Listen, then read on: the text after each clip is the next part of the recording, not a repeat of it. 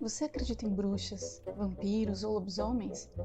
Acha possível que seres sobrenaturais ou monstros possam estar à espreita em algum lugar até o dia em que aparecerão bem na sua frente?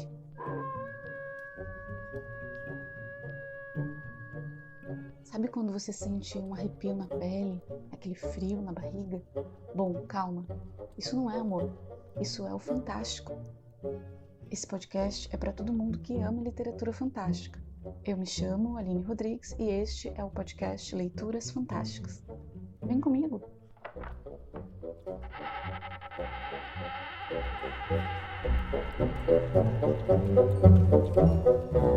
Olá, fantástico ouvinte que está aí do outro lado. Neste primeiro episódio do podcast Leituras Fantásticas, nós vamos conversar sobre algumas definições a respeito da literatura fantástica.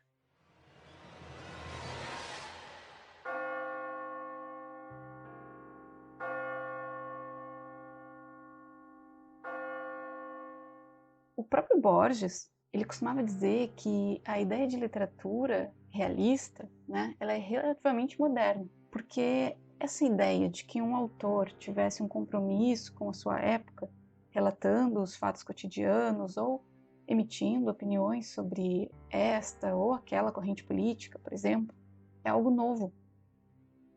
Há inclusive aqueles que acreditam, e o próprio Borges é um deles, que em última instância, toda a literatura é fantástica. Se a gente pensar não apenas na literatura, mas toda a concepção de criação de uma história, ela provém de uma origem fantástica. O fantástico ele está nessa ordem da imaginação, de toda a narrativa que se constrói sem levar necessariamente em conta fatos reais ou que mistura real e imaginário. E isso está muito dentro das nossas criações, da nossa forma de pensar, de conduzir, de criar histórias, sejam elas literárias, sejam elas histórias orais, lá desde o princípio. Mas voltando aqui para a literatura. Bom, muitos teóricos, vou citar alguns aqui, como, por exemplo, um dos primeiros a pensar e a contextualizar o termo fantástico, o Tzvetan Todorov.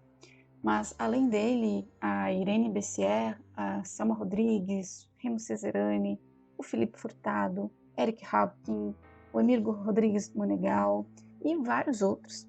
Todos buscaram conceituar o que seria esse gênero fantástico. E a definição mais citada por esses estudiosos ainda é a do Todorov, que estabelece diferenças entre o fantástico, o estranho e o maravilhoso, com uma série de outras subclassificações desses gêneros. Para a gente entender um pouco, então, para Todorov, abre aspas, ele diz: o fantástico é a vacilação experimentada por um ser que não conhece mais que as leis naturais, frente a um acontecimento aparentemente sobrenatural. O conceito de fantástico se define, pois, com relação ao real e ao imaginário. Fecha aspas. Dessa forma, então, o fantástico ele é entendido como uma situação em que algo de origem sobrenatural se instaura no cotidiano de um personagem. E é nesse momento, segundo o Todorov, que ocorre a hesitação, que é essencial para criar o efeito fantástico da obra. Bom, é quando o personagem fica na dúvida se o que está acontecendo ali é real ou não. E é extremamente importante que nós, os leitores, estejamos identificados com o personagem, para que possamos também compartilhar desse efeito. E aí, continuando as definições do Todorov, ele diz, em relação ao fantástico, ao estranho e o maravilhoso, abre aspas, vimos que o fantástico não dura mais que o tempo de uma vacilação.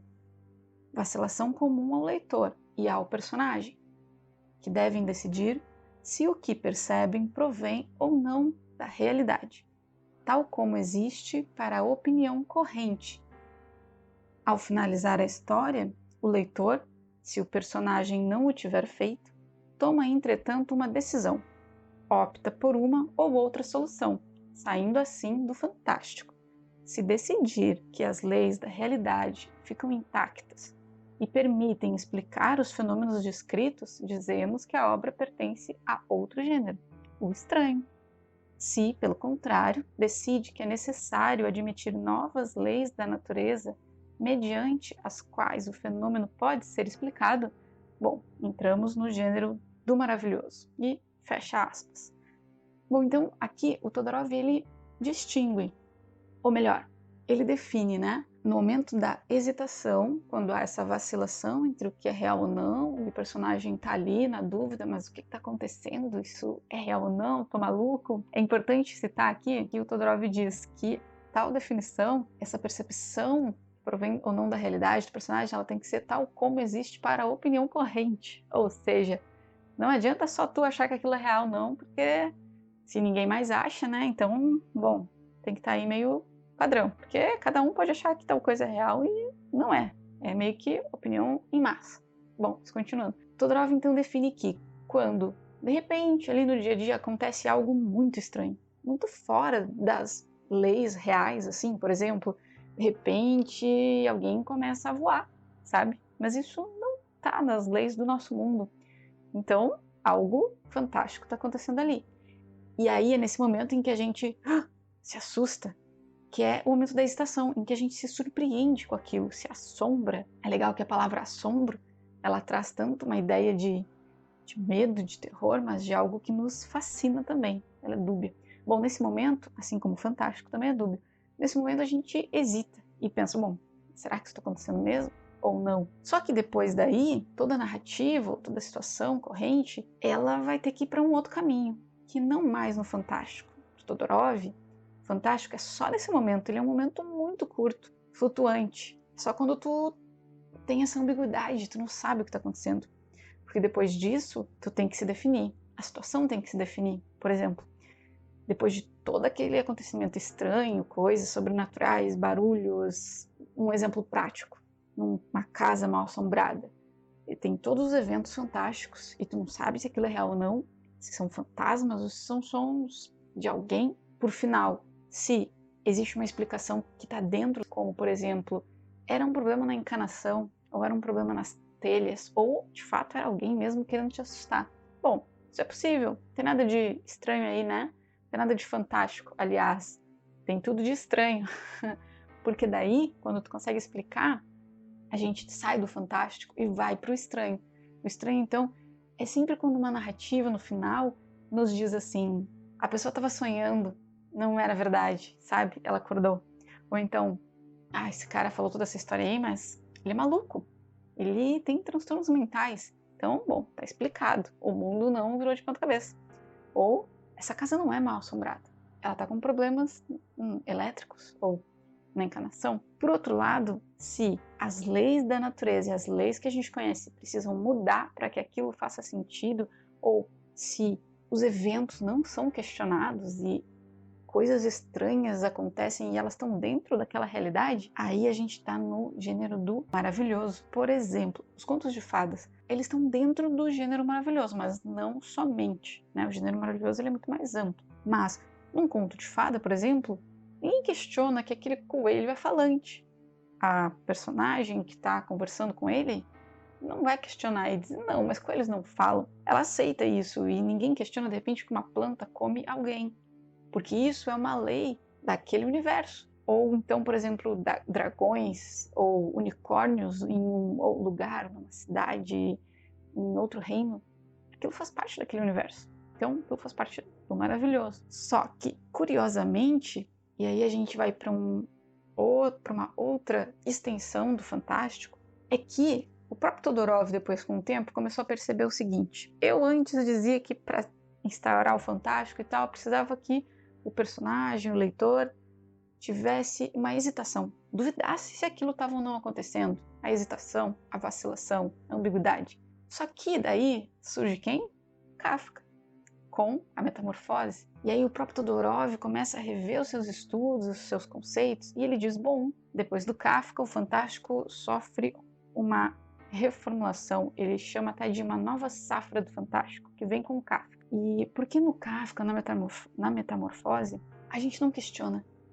O próprio Joseph K., ele acorda, certa manhã, transformado num inseto gigante. E ele não duvida, mas como isso não é possível? Não sou eu, o que está acontecendo? Não, ele aceita aquele universo.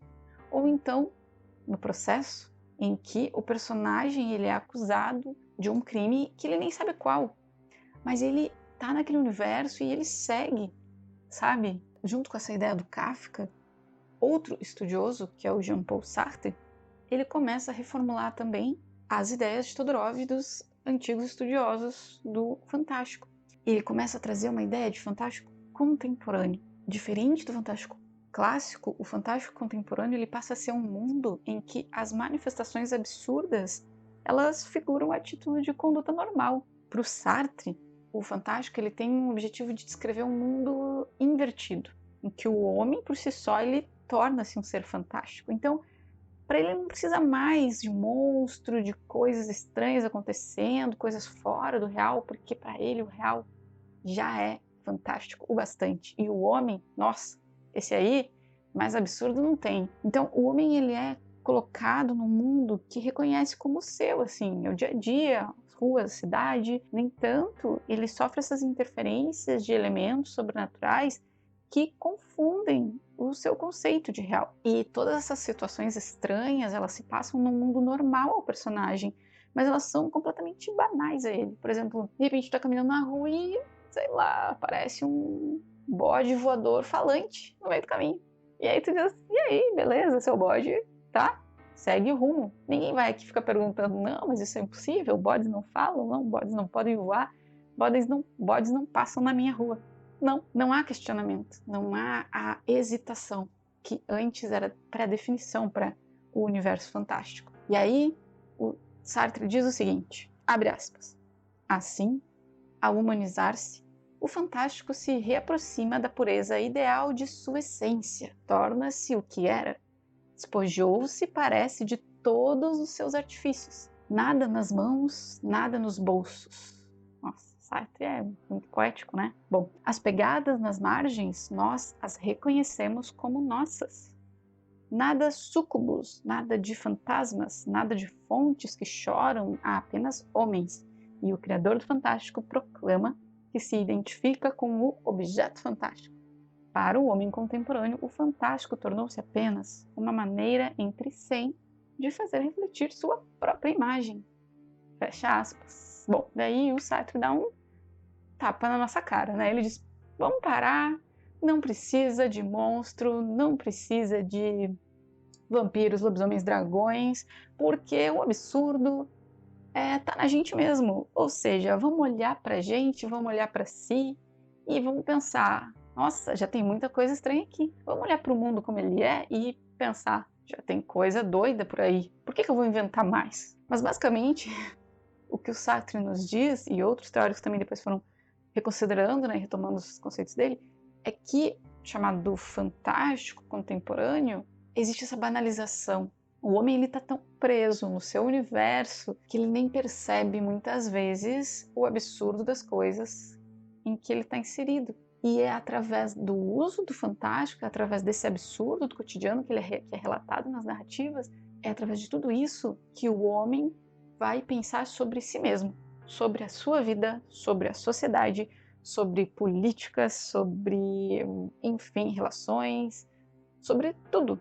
O fantástico ele se torna uma maneira de ser, ele se torna muito mais. O próprio Todorov também diz dessa grandeza do fantástico que ele pode ser ampliado não só como um gênero, mas um modo de fazer, um modo de pensar, de ficcionalizar as coisas, de pensar sobre elas. Falando no Todorov, existe até os dias de hoje essa indefinição do termo, porque muita gente fala do fantástico, mas ele transita, né, entre vários subgêneros, e o próprio Todorov ele alerta para essa impossibilidade de conceituação absoluta de uma ficção, né, que vem atravessando os séculos e tomando as mais variadas formas, como por exemplo a própria Bíblia. Bom, aí não é a Todorov que está dizendo, sou eu e vários outros que também disseram, mas a própria Bíblia, que é o livro mais lido no mundo inteiro. Se realizarmos uma leitura, assim, por um ângulo diferente do religioso, né, em relação aos textos bíblicos, os escritos do Apocalipse e dos livros de Jó, por exemplo, são por si só relatos fantásticos. Então, se a gente fizer uma leitura agora da Bíblia, de alguns textos, sei lá, pensar em algum, por exemplo, Jonas dentro da baleia, né? Que de fato nem é como baleia, isso foi uma apropriação ocidental, não se define, mas do Leviatã, de um monstro. O que há de mais fantástico do que isso? Então, essa é só uma forma de dizer que o fantástico, ele tá na nossa forma de criar narrativas, de contar histórias desde o início. E se antes ele tinha uma categoria, uma caixinha mais fechada para definir o que entra ou não dentro da literatura, bom, a ideia é que a gente expanda isso e pense no fantástico como algo muito mais amplo, desde lá os conceitos fantásticos clássicos, que a gente, claro, está vendo aqui de uma forma muito rápida, né, até as definições mais contemporâneas dessa ideia do fantástico, sem hesitação, banalizado, do dia a dia. E levando em consideração a ampla categorização do termo fantástico, o intuito aqui no podcast Leituras Fantásticas, ele não é de realizar uma historiografia das produções ou de esgotar as possibilidades desse universo, mas de compartilhar a leitura dessas produções e especialmente de contos, para que a gente possa junto nos assombrar. Eu adoro essa palavra, adoro palavras dúbias. Como o próprio fantástico. Quando a gente pensa no fantástico, a gente pensa em algo assustador, que causa medo, mas algo fantástico também é algo sublime, radiante, enorme, que nos fascina. E assim como o fantástico nos causa certa repulsa, medo e aversão, ele também nos atrai e nos fascina. Isso é o que há de mais interessante nas narrativas fantásticas, na minha opinião. E bom, por que contos? Acho importante trazer isso. Primeiro, um gosto pessoal meu, adoro ler contos desde muito tempo. E porque eu acredito que, assim como o fantástico, pensado num gênero, ele sempre foi, de certa forma, um pouco marginalizado na literatura, como, por exemplo, fantástico é leitura para criança e adolescente, sabe? Contos de fantasia, contos de historinha de monstros, de bruxas, né? Isso daí é uma leitura adulta, isso daí não importa. Da mesma forma, também o conto, muitas vezes, ele não é valorizado. O pessoal quer ler o quê? Quer ler, não sei, poema, quer ler romance, e enfim, eu leio muito poema e romance também. Mas eu quero trazer essa ideia de que sim, contos são muito importantes. Essas histórias curtas são as histórias que nos marcam mais, porque de uma forma muito sucinta e rápida, alguém cria uma narrativa incrível. Bom, a proposta então é essa, que a gente possa compartilhar histórias fantásticas, contos fantásticos, mas também algumas leituras, né? Eu pretendo também compartilhar aqui com vocês artigos, teses, escritos de alguns estudiosos em relação ao fantástico, para que a gente possa fazer essa troca, tanto de conhecer novas produções, como também entender um pouquinho do que se fala a respeito delas. E, para finalizar, bom, se você ficou com curiosidade para ler mais sobre o tema, aqui vão então algumas indicações. Poucas, né? Porque tem muitas, mas sei lá, foi difícil selecionar só algumas. Para começar então, o livro Introdução à Literatura Fantástica, do Tsvetan Todorov, em que vocês vão entender muito mais do que eu falei só um pouquinho ali no início, do que é o fantástico na narrativa, fantástico, estranho, maravilhoso, real, imaginário, enfim. Esse livro é incrível, é maravilhoso e ele não é muito grande e inclusive você encontra ele também por aí em PDFs. É muito fácil acesso. O outro é O Fantástico, do Remo Cesarani, que também é muito bom, é um pouco mais específico, assim, ele traz muito das ideias do Todorov, mas refuta algumas, cria outros conceitos, é muito bom. Também, de mesmo nome, O Fantástico, da Selma Calasanz Rodrigues, que ela é ótima. Esse livro é muito curtinho, é da Ática, é da série Princípios, e ele, assim, 80 páginas, eu acho, e ela faz uma retomada de todos os conceitos e traz ainda algumas outros subgêneros do fantástico. E é muito, muito bom mesmo, bem curtinho assim, se lê numa sentada. Outro é Situações, Críticas Literárias, que é do Jean-Paul Sartre, em que ele traz essa ideia do fantástico contemporâneo que eu falei mais pro finalzinho. E na verdade esse livro ele é uma uma coletânea, né, de vários escritos do Sartre. Não tem somente sobre isso, é da Cosac Knife, tem várias outras situações, como ele disse. E por último, né, vendendo aqui meu peixe, o meu TCC, que eu escrevi há alguns meses atrás, se você também quiser ler, eu falo sobre tudo isso e um pouco mais, sobre essa ideia do fantástico, uma retomada literária, mas eu proponho uma aproximação com a estética cinematográfica. Então, o meu TCC, o título dele é O Fantástico, o Estranho e o Maravilhoso nos curtas-metragens de Juliana Rojas. Já Juliana, que é uma cineasta de São Paulo, incrível, maravilhosa, sou muito fã dela. E no meu TCC eu faço essa aproximação entre a literatura fantástica e os elementos cinematográficos utilizados nos curtas-metragens da Rojas. Faço através de uma análise fílmica. O meu TCC está disponível em PDF também no site do Lume, da URGS, que é www.lume.urgs.br. Por hoje é isso.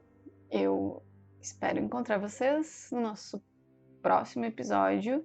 E até lá, fica o desejo de inúmeras leituras fantásticas para todo mundo.